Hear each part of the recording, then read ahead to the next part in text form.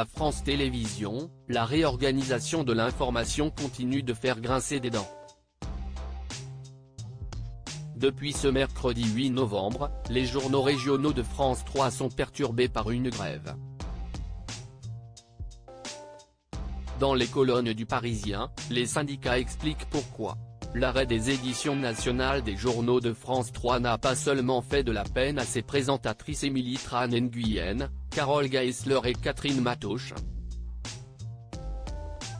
Il est aussi décrié par les équipes des journaux régionaux, rebaptisés ici 12 13e et ici 19 et 20e, qui dénoncent ces conséquences sur leur travail. Nous recevons les reportages nationaux et internationaux tard, avec des durées qui évoluent jusqu'au dernier moment.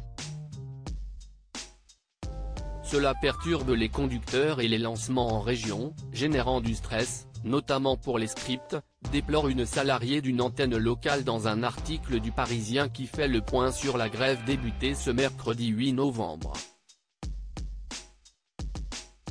Selon le quotidien, depuis cette date, en conséquence d'un mouvement de grève organisé 59 minutes par jour à des horaires et à des postes stratégiques, une vingtaine des 24 journaux régionaux de France 3 n'a pu être diffusée, ceci étant remplacé par une édition toute région.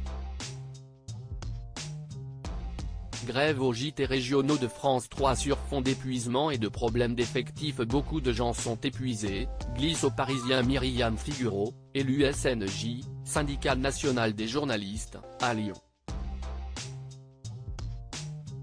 Avant d'ajouter, dans plusieurs endroits, des scripts expérimentés se sont mis en arrêt de travail.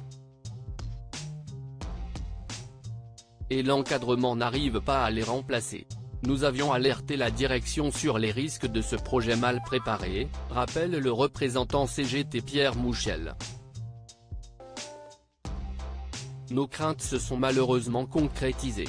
La direction a une responsabilité dans la situation actuelle et doit réagir, affirme-t-il. Les syndicats dénoncent une surcharge de travail et une désorganisation qui pousse certains à bout, à l'image d'une présentatrice d'une édition locale qui aurait craqué en plein direct en présentant les titres du journal.